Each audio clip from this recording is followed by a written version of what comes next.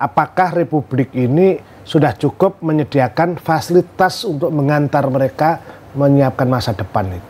Kalau kita tidak punya daya kreativitas, tidak punya inovasi yang kuat, pasti tergagap-gagap dengan perubahan yang super cepat itu.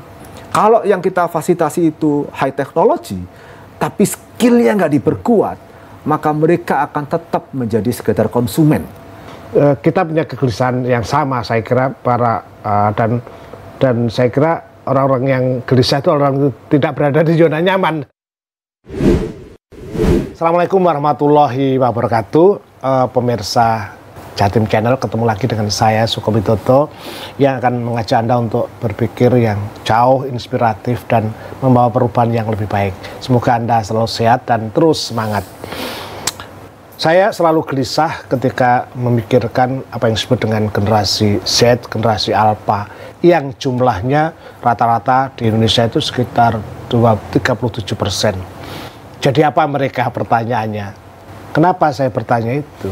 Karena kalau lihat berbagai riset, misalnya yang mereka akrab dengan digital itu, kita dianggap masyarakat yang tidak etis. Tapi apakah sebetulnya itu? Dan apa yang harus disiapkan generasi muda yang konon kabarnya pada 2045 itu menjadi generasi yang emas ketika terjadi ledakan seperti yang besar sekarang ini. Nah, saya bertemu dengan sang guru. Saya nyebutnya Pak Guru. Jadi Profesor Ahmad Muzaki. Wah, gelarnya panjang. Tak sebut Mas Muzaki. Iya. Sehat, Mas. Alhamdulillah. Saya Pak Suko. Pak Muzaki ini sekarang diamanai menjadi Rektor Universitas Islam Negeri Sunan Ampel, Surabaya, Sekretaris PBNU dan seterusnya Sekjen PP Nahdlatul Ulama Nasional, dan masih banyak juga pernah menjadi Ketua Dewan Pendidikan Jawa Timur. Yang menarik dari sahabat saya ini sekolahnya itu sebetulnya di madrasah, tapi tiba-tiba luar biasa karena S1, S2 di UINSA, tapi S2 lagi 2 kali di Australia dan S3-nya di Australia. Gak bosen sekolah, Mas? Sekolah itu petualangan yang mengasyikkan, Pak Suko. Memuaskan dahaga intelektual, karena kita selalu mendapatkan sesuatu yang baru. Nah, kalau boleh sekolah lagi dan ada sekolah lagi, sama sekolah lagi, Pak Suko. Oke, mungkin sekolah mengasyikkan. Sekolah masak yang belum pernah ya. Iya. Jadi guru besar kita ini jadi pembelajar antropologi, tapi sebenarnya bahasa Arab dulu S1-nya. Bahasa Arab dan kemudian dengan bahasa Arab itu Anda bisa pelajari ilmu dari Al-Quran dan macam-macam itu. Ternyata kasanah Islam juga cukup luar biasa. Betul. Saya ketika semakin mendalami ilmu-ilmu sosial, ilmu-ilmu yang saya pelajari dari dunia barat, semakin mencintai kitab kuning, Pak Suko. Oh, ini toh kira-kira kitab kuning malah jadi andalan Anda. Iya. Oh, ini toh kitab kuning yang dulu saya baca 10 tahun yang lalu, 15 tahun yang lalu. Itu menemukan signifikansinya ketika saya baca dengan menggunakan piranti keilmuan sosial modern. Oh, jadi menemukan kembali ketika dibaca ulang dengan menggunakan piranti keilmuan modern itu yang mengasyikkan. Jadi kalau ada lagu, masa paling indah adalah masa bersekolah itu. Okay. Lalu di remake, Pak Suko, ya kira-kira begitu. Makanya Flint Toffler itu kan mengatakan abad 21 itu orang yang buta huruf itu bukan orang yang tidak bisa baca dan tulis, tapi orang yang tidak belajar, tidak mau belajar, dan hanya belajar itu saja, tidak ada change, perubahan itu. Nah, sang guru kita Pak Profesor Muzaki akan saya ajak bicara soal, saya tidak perlu tanya asalnya, tapi beliau lahir di Sidoarjo, dan sekarang memimpin puluhan ribu mahasiswa di sini dan berbagai jabatan. Pak Muzaki, ada kekhawatiran, saya selalu gelisah jumlah orang nyebut sebagai para pimpinan itu disebut bonus demografi. Apa yang Anda pikirkan ketika bonus? Ini bonus yang positif atau negatif itu kan bahaya juga. Ini kan kita perlu mikir anak-anak masa depan kita. Betul, Pak Suko. Kalau kita lihat secara data kuantitatif, hasilnya jelas. Muncul bonus demografi karena usia produktif itu akan masuk pada sebuah situasi di mana jumlahnya jauh melebihi yang tidak produktif. Nah, pertanyaan Pak Suko menjadi menggelitik Pak Suko, menggelitik saya. Ini akan menjadi betul-betul bonus atau justru menjadi petaka demografi? Yes, itu yang jadi soal. Nah, sebetulnya kekhawatiran itu juga terjadi kepada generasi sebelum kita melihat situasi dulu kita berkembang awal itu Pak Suko. Ini menjadi bonus atau menjadi petaka demografi? Kalau melihat dari si jumlah kuantitasnya memang itu bonus. Bonus dari kuantitas. Kuantitas, tetapi kalau kemudian kita tidak hati-hati, hanya sekedar melihat kuantitas tanpa mempersiapkan diri soal kualitas mereka, itu bisa menjadi petaka demografi. Karena jumlahnya cukup besar Pak Suko dalam konteks Indonesia. Mengapa saya tanya itu? Karena apakah Republik ini sudah cukup menyediakan fasilitas untuk mengantar mereka menyiapkan masa depan itu? Betul. Salah satu kritik yang mendasar Pak Suko adalah pendidikan itu tidak membuat mereka mengantarkan anak-anak kita itu masuk kepada masa lalu kita. Yes. Yang harus dilakukan adalah mempersiapkan mereka untuk memasuki masa depannya. Sementara kita itu hanya punya masa silam kadang-kadang. Kita kuat lebih kuat ke masa silam daripada masa depan. Kalau dibawa ke sana tentu tidak akan terjadi benturan. Sementara mereka diisi dari betul. Ini kan. Muncullah problem dalam dunia pendidikan yang disebut dengan generation gap, celah generasi Pak Suko. Contoh paling konkret, konsumsi sekarang anak-anak kita kepada dunia digital itu jauh melampaui konsumsi era kita dan sebelum kita Pak Suko. Nah, pertanyaannya, apa yang harus dipersiapkan oleh generasi kita sekarang untuk mempersiapkan anak kita pada generasi yang akan datang? Nah, menurut saya satu adalah soal kecakapan hidup. Oke, kecakapan hidup ya. Life skill. Life skill ya. Nah, yang ini hidup di dalam ruang persekolahan kita selama ini belum dapat perhatian. Belum banyak, tidak terlalu kuat Pak Suko. Life skill. Kalau sekedar soal academic skill, kita istimewa lah. Luar biasa. Anak-anak kita ini bahkan bisa melampaui gurunya, bisa melampaui orang tua soal academic skill ya. Tapi soal life skills ini beda lagi. Sementara tantangan ke depan ini Pak Suko, perubahannya akan sangat cepat Pak Suko.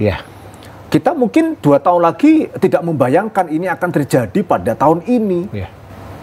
Sementara kita membayangkan akan linear saja, baik-baik saja. Ternyata lompatannya kan sangat luar biasa.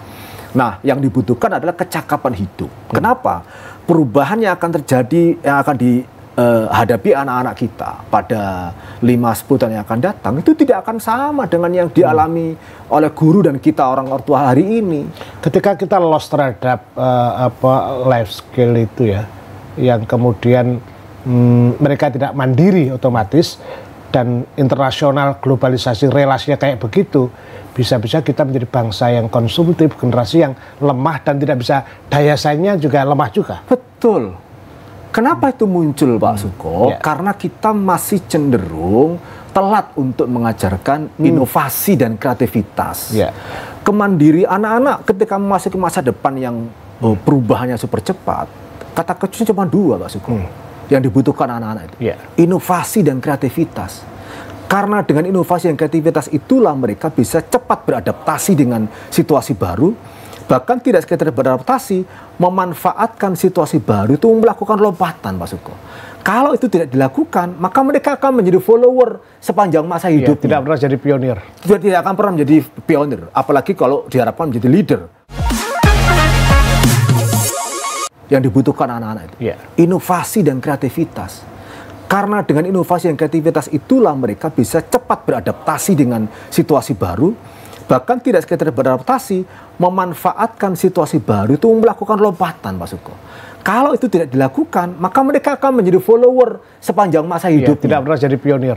Tidak akan pernah menjadi pionir, apalagi kalau diharapkan menjadi leader. Nggak akan susah sekali Pak Suko. Nah, kecakapan hidup itu yang dibutuhkan. Di luar negeri kita belajar banyak dari masyarakat Barat Pak Suko. Kecakapan hidup itu lebih diperkuat daripada academic skill. Bisa dicontohkan mungkin kasus-kasus apa? Karena saya setuju juga, satu waktu saya bekerja di perusahaan asing dan pimpinan saya itu selalu membawa waktu itu membawa buku waktu itu.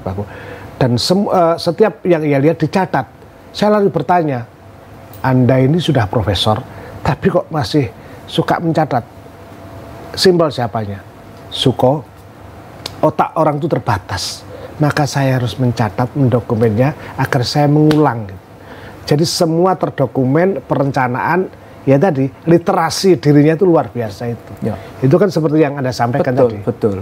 Hanya tantangannya begini yang sedang dihadapi anak-anak kita, generasi Z sekarang ini Pak Suko. Merespon perubahan mereka cepat, apalagi ada teknologi digital macam-macam difasilitasi oleh sosial media. Tapi tantangannya Pak Suko, mereka tuh cepat melakukan merespon perubahan, tapi tidak bisa kemudian jenak melakukan refleksi terhadap banyak hal itu, supaya menjadi pelajaran hidup. Sehingga mereka tuh pada tahapan pertama agak kurang kuat untuk bisa berkonsentrasi dalam waktu agak lama ya memahami sesuatu, padahal mereka butuhkan kalau mereka memasuki situasi dengan perubahan cepat, ini menjadi pelajaran hidup Pak Suko.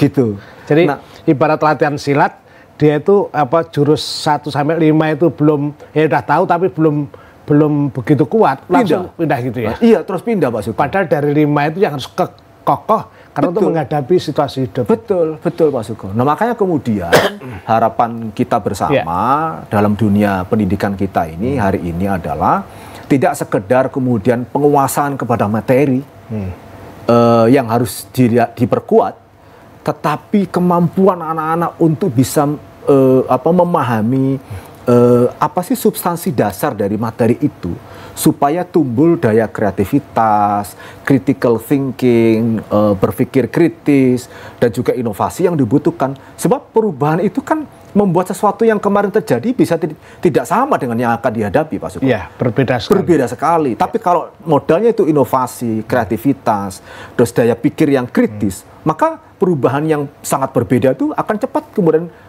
direspon dengan kreatif, Pak Suko. Inovasi, kreatif, sementara masih menjadi jargon pidato pimpinan kita. Itu penting, saya catat.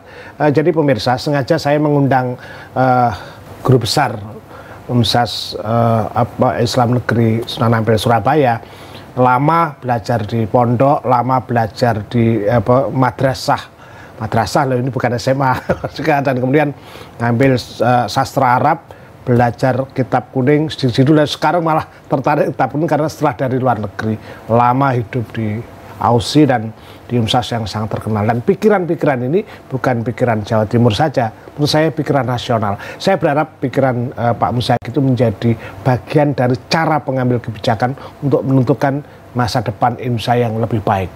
Saya akan sangat serius, Mas Muzaki, kita sering diskusi tidak hanya di ruang ini tapi di luar karena kegelisahan itu.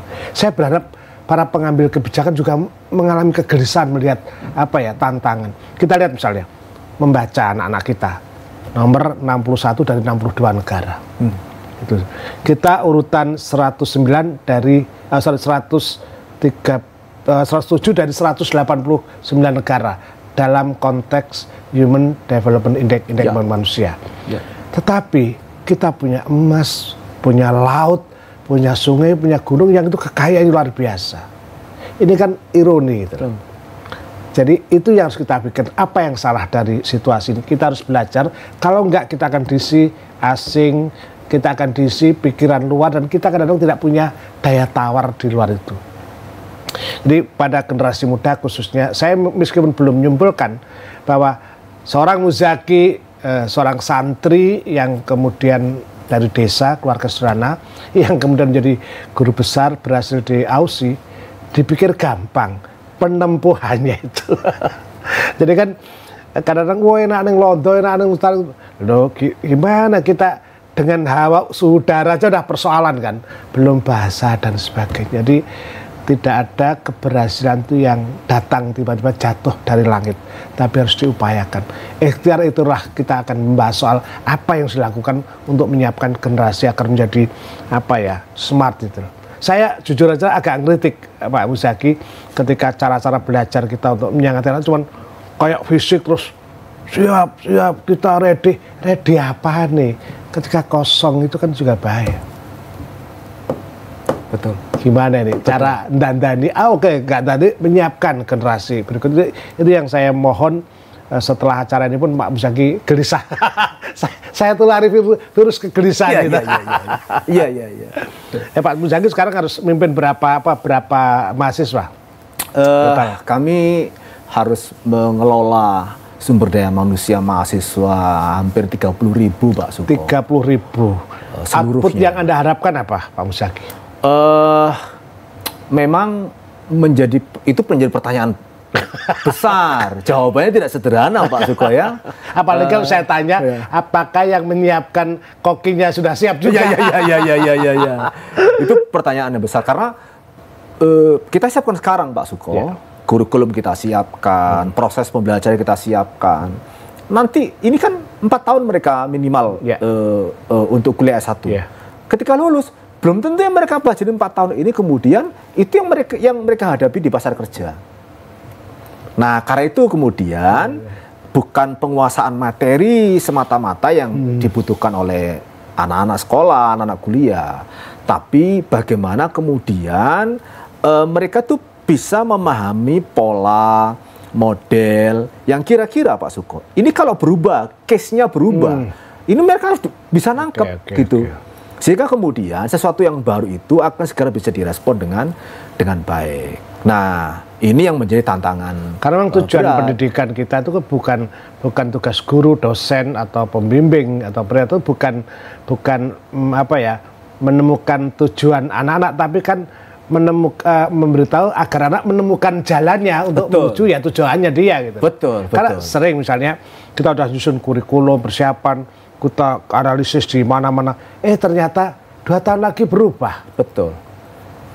Kita nggak menyangka kuliah online itu sekarang menjadi masif ya karena pandemi semacam. Nggak pernah kan 3 tahun nggak pernah terbayangkan bahwa isu tentang digitalisasi pendidikan sudah 4 tahun sebelum pandemi sudah mengemuka, tapi kan tidak pernah terbayang tiba-tiba harus go digital seperti ini Pak Suko.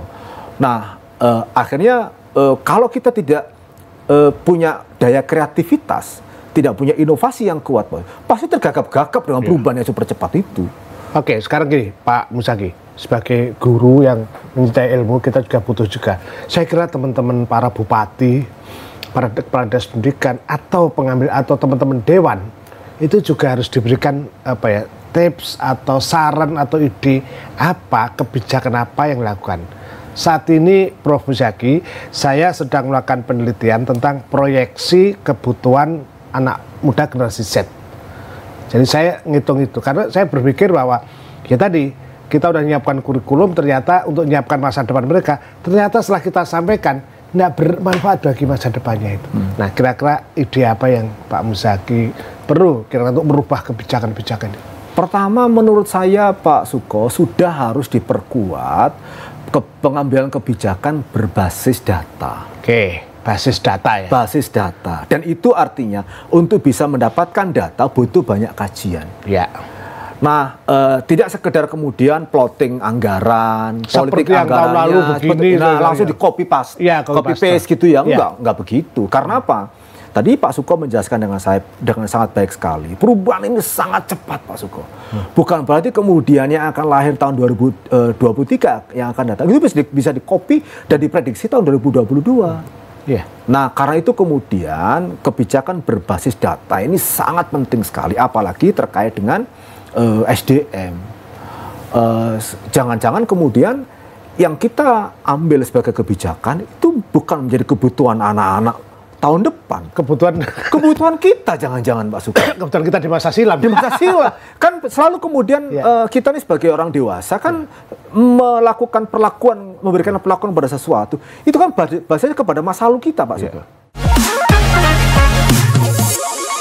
Jangan-jangan kemudian yang kita ambil sebagai kebijakan itu bukan menjadi kebutuhan anak-anak tahun depan. Kebutuhan kita jangan-jangan Pak Suko. Kebutuhan kita di masa silam. Di masa silam. Kan selalu kemudian kita nih sebagai orang dewasa kan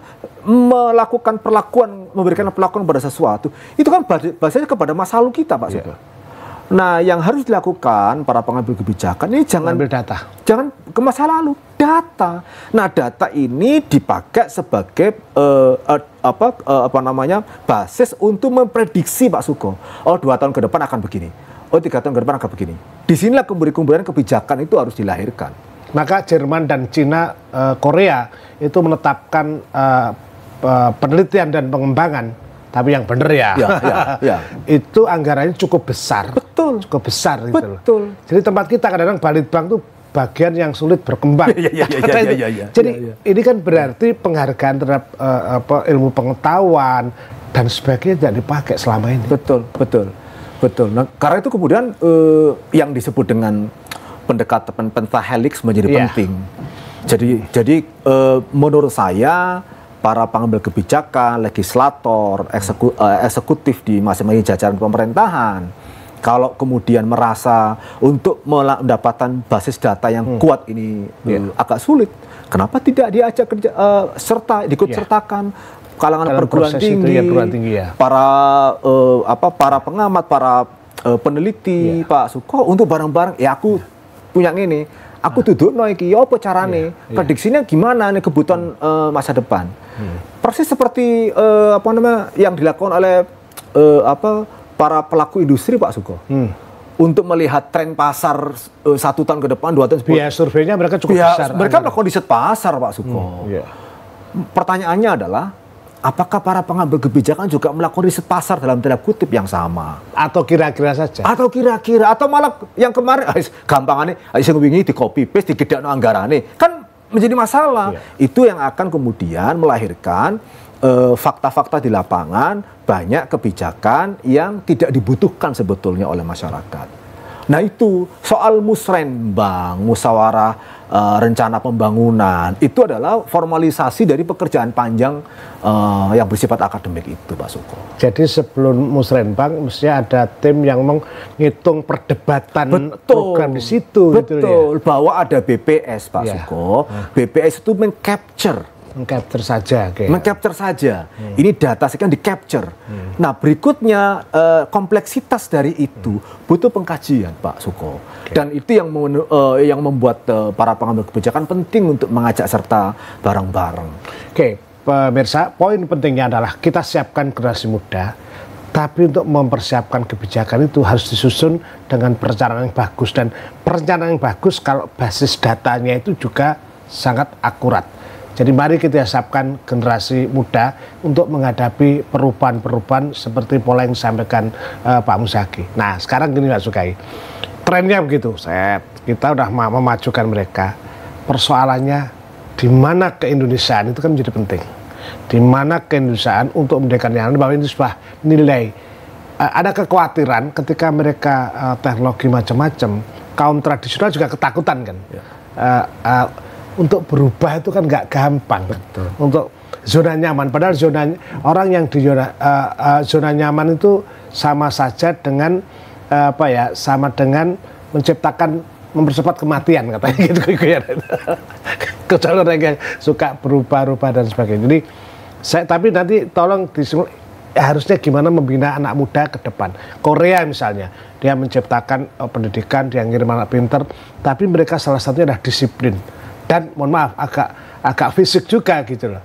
Jadi makanya saya bilang Indonesia ini ketika militerisme dipakai negara, itu pun juga kita pertanyakan, bergerak ke sini dengan harapan, tapi kebebasannya berlebihan itu. Nilai soal tata moral dan sebagainya keindonesiaan agar tidak hilang gimana? Perkembangan dunia yang super cepat, digitalisasi yang menjadi bagian dari globalisasi macam-macam itu, Pak So, kan membuat orang lalu pilihannya jadi banyak. Referensinya jadi luas, Pak Suko. Sekarang saja kalau kemudian ditanya siapakah pemain bola yang paling Anda favoritkan, tidak ada pemain bola dari internal Indonesia. Itu pun masih ditanyakan, masa 250 juta kalah dengan 40 juta. Betul. Kalah dengan yang 10 juta penduduknya. Itu. Pada saat yang sama lalu menimbulkan masalah kalau tidak didekati dengan hati-hati. Karena apa? Karena anak-anak kita, generasi kita, referensinya itu global. Referensinya ke banyak negara, Pak Suko. Iya. Sumber ideologinya macam-macam. Lalu melupakan tempat dia berdiri. Iya. Nah, Kenapa itu lalu kemudian menimbulkan masalah? Yang ini saja belum selesai, tempat dia berdiri belum dipahami betul. Sudah melakukan referensi ke sana. Saya jadi mikir gini, saya potong. Jangan-jangan ini sebenarnya ternyata kitab kuning tadi yang harusnya dasarnya. Seperti itulah kira-kira. Iya. Nah, yang perlu kita perkuat kepada anak-anak kita, generasi kita ini adalah soal standar nilai, Pak Suko. Nilai kebangsaan kita ini yang sudah menjadi kesepakatan para tokoh bangsa kita, yang menjadi titik bertemunya banyak perbedaan di kita. Ya, betul lah. Masalahnya kemudian sederhana, Pak Suko. Kalau di negara-negara yang maju itu kan multikulturalisme, keanekaragaman itu kan lahir diantaranya karena faktor migrasi. Lawak dewe dari lahir cepat multikultural, Pak Suko. Tapi faktanya kemudian itu tidak kemudian dijadikan sebagai modal untuk semakin memperkuat nilai kebangsaan kita ini. Mari kita lihat belakangan ini orang memunculkan ideologi macam-macam, dasarnya luar negeri semua, Pak Suko. Seakan-akan apa yang terjadi dan berkembang di Indonesia itu salah kabeh. Kenapa itu muncul? Karena referensinya global. Padahal yang dicontoh itu, Pak Suko, bukan tidak ada masalah, banyak masalah kabeh. Mereka tuh mencontohnya ke kita. Hebat yo Indonesia ini. Banyak agama, banyak etnis, banyak kelompok sosial, rukun-rukun aja. Mereka pinginnya nyontoh kita. Tiba-tiba kita malah ngambil dari pertikaian di sana itu. Gitu, Pak Suko. Jadi oke, saya potong. Kita masuk di situ, berarti kita itu karena gini, kalau Indonesia itu kan banyak bangsa satu negara. Sementara di Eropa itu satu bangsa banyak negara. Mereka bisa berkembang karena sulit. Nah, kita ini memang negara yang sulit dari awal sudah jelas bineka kok. Betul. Sudah, dan bineka itu yang dipersatukan istilahnya kan semacam itu. Betul. Nah, tantangan kita ke depan karena banyak referensi, Pak Suko, yang membuat mereka itu kemudian berpikir banyak opsi ini, lalu mengambil sana sini. Mereka melupakan nilai-nilai yang sudah diciptakan oleh father kita ya. Barat sekalipun itu meyakini pentingnya living values, nilai yang hidup bersama dan di tengah-tengah kehidupan masyarakat, ketetanggaan, keramahan sosial yang dulu pernah ada, sekarang udah ini aku, mana kamu, bentang dan teriak, tidak ada kehormatan, nggak ada lagi. Sekarang tuh ini kan juga apalagi ya mohon maaf ini ya, kalau mendekatkan politik juga agak itu dia, dan itu selalu berulang Pak Suko. Nah, pekerjaan kita berat. Memang tidak hanya pada pelaksana pendidikan di lapangan, pembelajaran di lapangan, tapi juga para elit bangsa kita nih, elit masyarakat kita ini, Pak Suko. Apa yang lama menjadi nilai-nilai kebangsaan, kemasyarakatan kita ini jangan sampai tercerabut gara-gara kita beda kepentingan, beda pilihan, lalu membuat kita tercerabut dari akar itu. Nah, negara-negara sudah maju dari kita, Pak Suko, bahwa kontestasi politik itu dianggap sebagai ritual biasa saja. Aku nggak setuju, ya sudah, nggak sampai. Wow, saya dulu waktu itu politik di desa itu gitu, beda partai, diundang ke duren nggak gelem teko. Ini kan juga bahaya juga. Betul. Ya mohon maaf ini ya, kalau mendekatkan politik juga agak itu dia, dan itu selalu berulang Pak Suko. Nah, pekerjaan kita berat. Memang tidak hanya pada pelaksana pendidikan di lapangan, pembelajaran di lapangan, tapi juga para elit bangsa kita nih, elit masyarakat kita ini, Pak Suko. Apa yang lama menjadi nilai-nilai kebangsaan, kemasyarakatan kita ini jangan sampai tercerabut gara-gara kita beda kepentingan, beda pilihan, lalu membuat kita tercerabut dari akar itu. Nah, negara-negara sudah maju dari kita, Pak Suko, bahwa kontestasi politik itu dianggap sebagai ritual biasa saja. Aku nggak setuju, ya sudah, nggak sampai. Wow, saya dulu waktu itu politik di desa itu gitu, beda partai, diundang ke duren nggak gelem teko. Ini kan juga bahaya juga. Betul. Nah, kalau itu kemudian terjadi, tapi level elit yang mengatakan jangan, Ya. Awak dewe berkontestasi, tapi jangan sampai ke sana. Kalau ditunjukkan itu, diteladan itu. Betul, jadi tokohnya kalau hadir dengan sikap politik kenegaraan seperti itu, Pak Suko, bahwa ini adem. Nah, yang terjadi ini justru dipakai, Pak Suko, dikompori untuk melakukan politik identitas. Oh, nek beda kowe, nek beda mbak aku, ya kita beda semua. Musuh, bahaya. Musuh. Lho kok sing elit ngopi bareng, Pak Suko. Misore gak iso, Pak Suko. Kan gawat ini, Pak Suko. Nah, itu kenapa kemudian saya bilang ada dua persoalan yang saya hadapkan kepada profesor kita ini. Saya ini kayak nguji disertasi. Padahal saya yang diuji beliau aslinya. Harusnya kita kan satu, kita siapkan generasi muda agar mereka menemukan jalannya untuk masa depan. Dan kita berharap ketika dia menemukan jalan, nilai itu kan masih ada. Betul. Nilai ke Indonesia. Jadi dua hal itu saya kira menjadi pekerjaan besar ke depan. Ini bukan pekerjaan main-main. Nah, sekarang apa ya? Cara membangun kebangsaan berdasarkan pengalaman-pengalaman Prof. Muzaki di luar negeri di berbagai tempat, seperti apa yang bisa kita tiru misalnya. Gimana sih anak Indonesia itu biar cinta bangsa, tapi dia mau belajar keras. Kan problemnya Indonesia tuh pinter tuh nggak ada perbedaan nggak ada kulit, bangsa tuh nggak ada, sama Gus Jalal itu. Alam justru kita yang Indonesia cuwilan di surga. Tapi kenapa kemudian urutannya tadi selalu bawah itu? Nah, kira-kira nilai apa yang harus kita masukkan untuk menyiapkan mereka ya kira-kira? Contoh paling konkret ya Pak. Di luar negeri mungkin yang bisa dapat. Iya. Kita ini kan selama ini bangga sekali dengan kita ini bangsa yang kuat, nilai kemasyarakatannya, gotong-royongnya selalu kuat, gitu Pak Suko. Lalu kita santun, berbudi luhur, bijaksana. Jangan-jangan itu hanya dalam pidato-pidato saja. Saya khawatirnya. Itu saya alami Pak Suko. Saya melihat secara langsung. Contoh paling konkret Pak Suko. Contoh paling konkret yang harus kita perkuat bareng-bareng. Ini kalau naik bis kota. Lalu kemudian ada nenek-nenek, bapak-bapak, ibu-ibu yang sudah tua. Naik.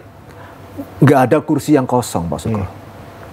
Pertanyaannya, apa yang dilakukan oleh mereka yang ada di negara maju dan apa yang ada di lingkungan kita? Saya tahu sendiri, Pak Suko. Di kita, anak-anak muda, orang yang lebih muda, diam aja, Pak Suko. Pura-pura turun. Pura-pura tidur supaya dia tidak harus memberikan kursinya untuk orang-orang yang lebih tua. Atau ibu yang hamil. Atau anak-anak yang balita, cuek aja Pak Suko. Mereka langsung. Kalau di negara-negara maju, saya tahu sendiri, begitu kemudian berdiri dan nggak ada. Ini si anak SMA Pak Suko, berdiri dari tempat duduk itu Pak Suko, berdiri dan dia tahu bahwa ada orang yang lebih berhak. Itu ibu hamil, dia berikan. Situasi lain saya hadapi, ada nenek-nenek yang datang, dia berdiri. Dia persembahkan kursi itu untuk itu. Ini sebetulnya secara aturan, kalau misalnya ada orang tua, anak udah duduk di kursi tempat umum, dia tetap orang tua biarkan. Secara hukum kan nggak salah. Secara hukum. Iya. Tapi ini soal etika. Kan? Soal etika. Ada standar nilai yang harus dipraktikkan oleh semua dari kita, Pak Suko. Dan ini tidak hanya di atas kertas, Pak Suko. Harus living, harus hidup di tengah-tengah masyarakat kita ini.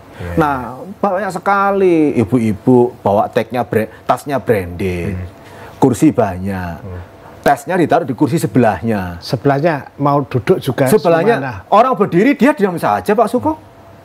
Dia diam saja. Kenapa? Dia butuh untuk mengamankan tas yang branded itu di kursi, sementara ada orang lain yang berdiri dan dia cuek aja. Ini yang Anda sebut sebagai soft skill tadi ya? Betul. Life skill itu ya? Life skill. Kita membutuhkan apalagi yang Pak Suko sebut dengan istilah soft skill itu Pak Suko. Sekarang pertanyaan sederhana sekali Pak Suko. Yang kita butuhkan ini low skills, high tech, atau high skills, low tech.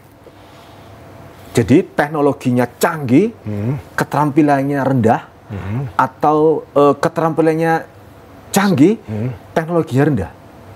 Tentu kalau diberi pertanyaan gitu, kita pinginnya kan ya teknologinya tinggi, terus keterampilannya juga tinggi. Bagus, ya. Tapi kan itu tidak semua begitu lah itu Pak Suko. Nah kita ini Pak Suko, high technology Pak Suko, tapi low skills. High technology tapi low skills. Gitu Pak Suko. Nah, sementara kalau di negara-negara lebih maju dari kita, itu yang diperkuat dulu itu tuh high skills-nya Pak Suko.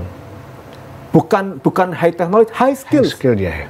Kita sering diperlihatkan video bagaimana anak-anak di negara maju sampai dia usia SD tidak pernah pegang handphone Pak Suko. Ya, ini yang saya maksudkan.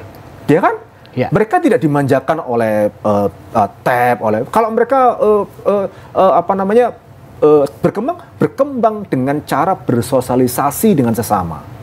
Ini pemirsa, benar-benar ini pengetahuan betul dan kita menurut yang baik.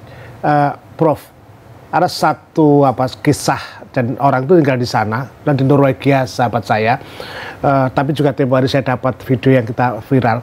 Ketika ada seorang sopir ada kecelakaan dan dia lihat di foto, maka polisi datang dan mengajak turun sopir itu dan menunjukkan, ayo fotoin, foto. Saya marah, artinya sebenarnya dilarang memfoto itu, apalagi memviralkan satu. Betul. Yang kedua, ketika dalam suatu acara rame, kita tidak bisa memoto tanpa izin dan diviralkan. Tidak boleh seperti itu.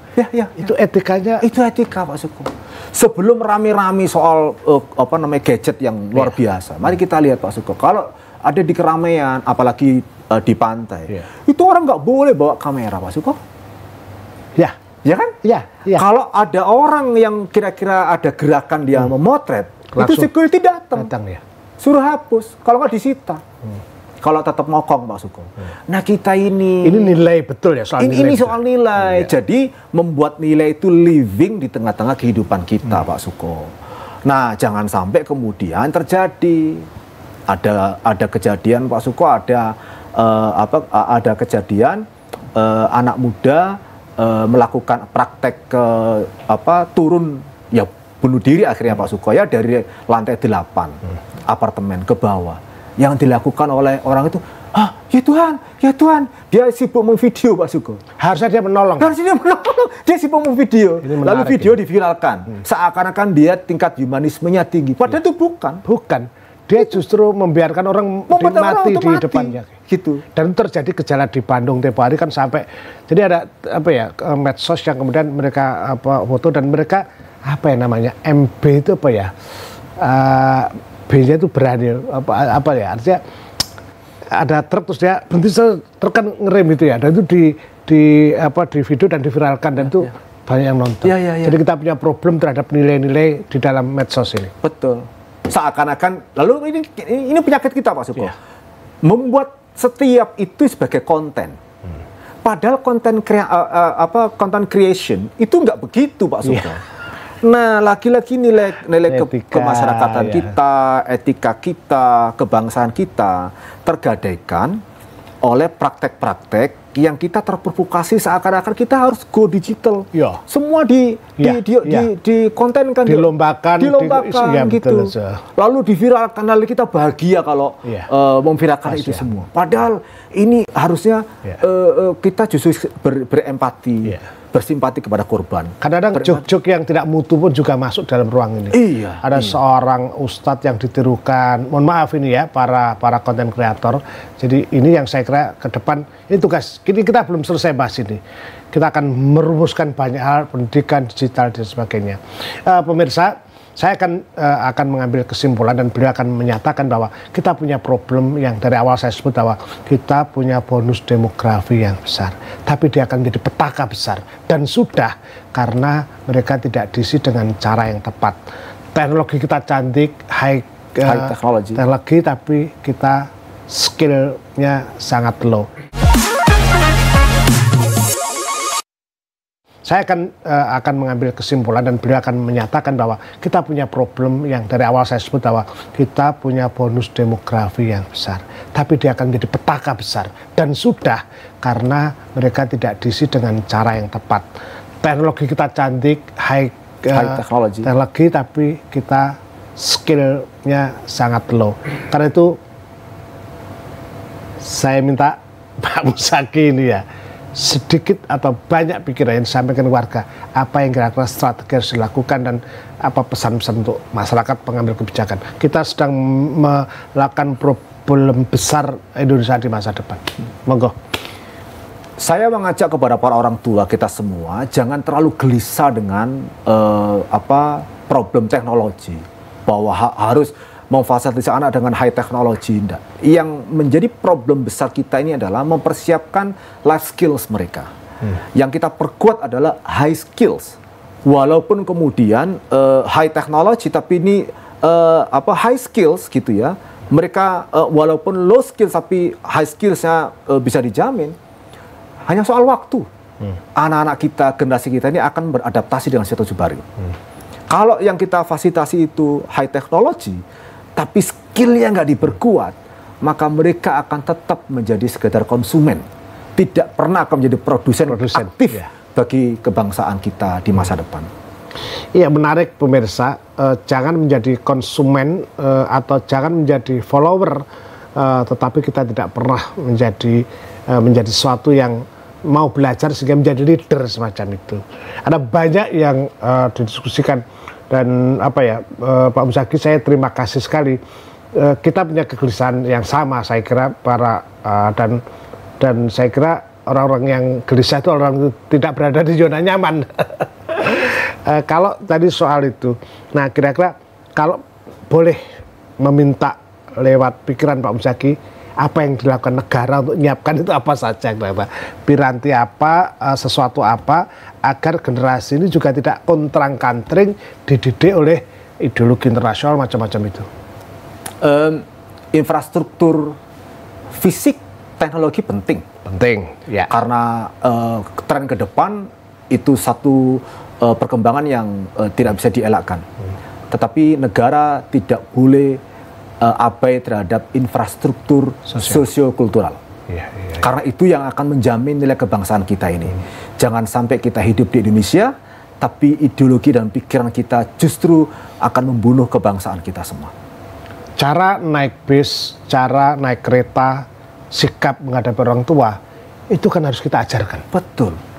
Infrastruktur sosiokultural itu yang menjadi kata kunci penting yang tidak boleh dilupakan, bersama dengan penguatan infrastruktur fisik dan teknologi. Saya khawatir ketika ada banjir karena dia pengen tampil, maka dia syuting, ada banjir, sementara temennya kentir. Iya. Dan itu fenomena yang terjadi sekarang ini. Betul. Dan tidak ada sanksi sosial yang muncul. Itu kan ini tadi kan kita minta negara semacam itu, anak muda gitu. Nah sekarang lembaga-lembaga sosial, NGO atau tokoh masyarakat, apa saran Anda? Negara punya keterbatasan pasti Pak Supaya. Pasti ya, karena ikut 220 juta. Iya, apalagi kemudian mengelola segitu banyak jumlah warga masyarakat. Nah, tentu keterbatasan negara, pemerintah tidak boleh dibiarkan sendirian. Tidak boleh dibiarkan begitu saja. Kita sebagai warga masyarakat juga harus tampil bersama-sama, berada pada satu nafas dengan gerak dari pemerintah, menyediakan sekian perangkat yang dibutuhkan untuk menciptakan warga bangsa kita ke depan yang kuat nilai kebangsaannya, tapi adaptif terhadap perkembangan baru di masa depan. Termasuk tentu perusahaan industri dia harus punya CSR atau apa yang kan selama ini CSR kan dikasih fisik-fisik saja, mesti di sosiokultural itu ya. Betul. Nah, kelemahan diantaranya harus dievaluasi itu Pak Suko, bukan sekedar infrastruktur fisik yang dibangun karena berkat CSR, tapi juga CS dimanfaatkan untuk memperkuat nilai-nilai yang berkembang di tengah masyarakat melalui penguatan infrastruktur sosial budaya itu. Pemirsa, ketika ada sungai banjir dan kita bisa membangun jembatan dengan harga tertentu, tetapi saya dan Pak Musagi mungkin karena kebutuhan yang lain lebih menyiapkan orang-orang untuk bisa belajar membangun jembatan itu. Itu yang kata-kata ini sama dengan bahwa kita sekarang asik dengan infrastruktur, dengan segala yang materialitis, tapi yang non material itu sesuatu yang itu. Kita pengen anak-anak muda ke depan itu melakukan hal-hal yang sekiranya bisa menjadi inspirasi itu. Terakhir Prof, pesan untuk anak muda sendiri mungkin. Yes. Ini pokoknya Pak Rektor, guru besar, pokoknya top lah. NU-nya harus dikeluarkan. Kita harapan, paling nggak harapan kepada mereka bahwa mereka adalah pemilik masa depan dan apa yang harus dilakukan anak muda sendiri? Perkembangan yang ada di Indonesia ini tidak tunggal, juga terjadi di banyak negara. Oke. Hanya bedanya Pak Suko, di banyak negara itu kita anak-anak muda, generasi muda itu tidak sekedar dilibatkan dalam proses untuk bisa mengenyam dan menikmati perkembangan baru, tapi sekaligus juga didorong untuk menjadi bagian dari pengembangan nilai yang ada di tengah-tengah masyarakat. Di Jepang, umpama Pak Suko, setiap kali masuk sekolah, anak itu begitu ada di depan pintu, dia hormat dengan cara menundukkan tubuh begini, Pak Suko. Saya mau mewawancari kepala sekolah dan guru di sana. Apa maknanya? Itu cara kami mengajarkan kepada generasi muda untuk tetap bersyukur kepada Tuhan dan juga menaruh hormat kepada orang tua dan guru. Dengan cara begitu, tidak ada orang Pak Sugeng masuk pintu gerbang mereka menunduk. Kalau negara-negara yang lebih maju dari kita melakukan itu, pertanyaannya, kita mau niru siapa? Kalau mau meniru negara yang lebih maju dari kita, maka praktek seperti itu penting kita lakukan. Maka saya berharap, saya mengajak kepada generasi muda, jangan pernah menyepelekan kebajikan nilai sekecil apapun kepada generasi yang telah mendahului kita, termasuk kepada para founding fathers bangsa ini, membangun Indonesia ini dengan penuh perjuangan luar biasa. Dan tugas generasi muda adalah melestarikan nilai-nilai itu tanpa harus kemudian kehilangan keterampilan untuk mengadopsi perkembangan baru. Mas Muzaki, saya akan terus ngajak Anda bicara di lain kesempatan.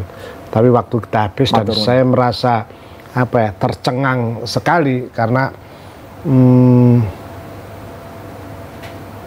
saya sudah mengatakan, tetapi kita harus melakukan apakah reformasi atau restorasi atau apapun namanya terhadap perubahan di internal kita.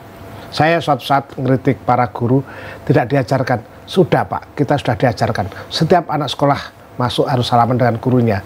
Iya Pak, Bapak salaman, tapi Bapak sambil telepon. Tolong itu kan.